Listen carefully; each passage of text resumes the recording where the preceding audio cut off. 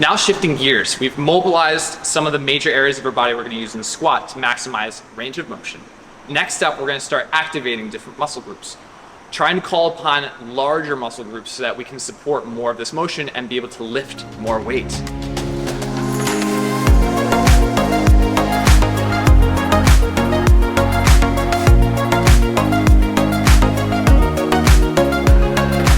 So we're going to start by activating our upper posterior chain. So all the muscles that are governing what's happening in the upper half of my back and behind my shoulders. To do this, we're going to grab 2 bands. Now make sure these are light resistance bands, or possibly just one band that has 2 handles on it. If you take one light resistance band and you anchor it in front of you, lower than your chest, you can take a second band, or in other words, something with handles, and slide it through so that now you have a stretchy band to pull on. We have 3 drills here that we're going to work on. The first is an inverted V. So with nice, strong, straight arms, straight wrists, and a tight grip, we're going to pull the band apart and down at the same time. While you're doing this, remember to breathe. Try to keep your posture nice and tall. Use your legs to make sure that we're actually linking into the ground instead of letting that band pull us forward. After you do about 10 repetitions here, we want to make sure we do higher volume with these type of exercises. Then we're going to shift up to a straight pull apart, or in other words, a T. So as you're pulling apart, pulling the band toward you or toward your sternum, and pulling the band apart out to the sides, keeping the wrist straight and the fist pointed out, we're also squeezing our shoulder blades and keeping our shoulders down away from our ears. After this, if you need a little quick rest, you can shake out the arms, make sure that they're not going to sleep on you. We're going to finish off with Ys, so an overhead motion. And for this, I recommend staying a little bit closer at first, making sure that the resistance isn't too great at first.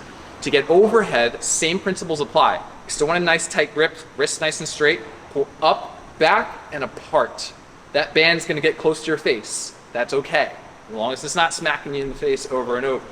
Pull the band apart, pull up, back, and if you can, start to pull back behind your shoulders even. This is going to help activate some of the muscles that sit lower here in your shoulder blades. Believe it or not, to get higher up, we actually need better activation lower here in our shoulder blades to guide them in the right direction over our head. After you've completed these 3, we'll start moving further down the chain. Next up in activation to get ready for your squat, we're going to perform some bird dogs. And this is a really great trunk stabilizer exercise just to get things talking, just to get things in this area of our body coordinated well for our squats. To get set up for a bird dog, you're going to come down onto all 4s, wrists under shoulders and knees under hips. Once you're in position, we're going to try lifting opposite limbs at the same time, but one arm and one leg. So for instance, left arm, right leg. Opposite side limbs, one in the upper, one in the lower. Come back in, switch. Now right arm and left leg.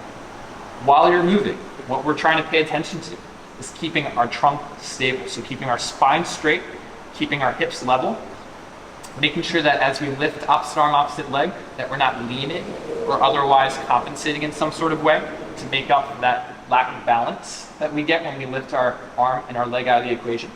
And making sure that we're not arching or lifting our lower back as we extend our leg up into the air. So what I recommend is if you punch straight forward, and if you kick your heel straight back, if you flex your ankle or pull your toes toward your nose, really great way to get some extra activation in the low body to help keep those hips level as you go through this exercise. Remember to breathe.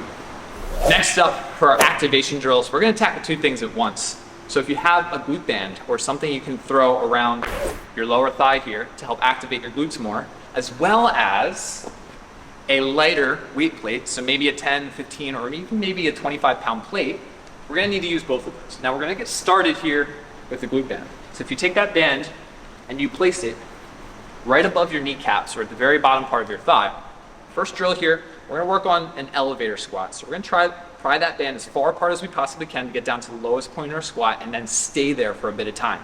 What this looks like is this, very slowly, starting to work on prying that band apart, getting down into my lowest position in my squat. You can see I'm using my arms for counterbalance here. I'm keeping my feet down on the ground. You can see I'm really engaging those foot intrinsic muscles. And I'm trying to get those knees as far apart as I possibly can. I feel my glutes kicking in like crazy right now. If you have some extra time and you have no crazy discomfort that would otherwise impede you from going on, try to send your knees forward in front of your ankles a few times here to maximize more activation. Come up nice and slow, and then do that a few more times. I generally wouldn't do this many more than 5 times or so, because you're gonna spend a lot of time down low in that squat, and you don't wanna burn out all those muscles right now. Pry the band apart. Again, move from side to side, shift your weight a little bit.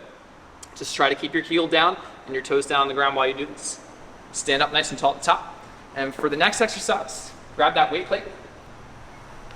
This is more of that classic squat pry. What you're gonna do is hold that weight plate close to you, slightly out as you work your way down. You can go all the way down at the bottom. Unless it's really heavy, then you can keep it in a little bit closer. Keep your elbows in to the inside of your knees. And so from the side here, what you can see is that I'm actually using my elbows to pry my knees further and further open. Feet are staying flat on the ground.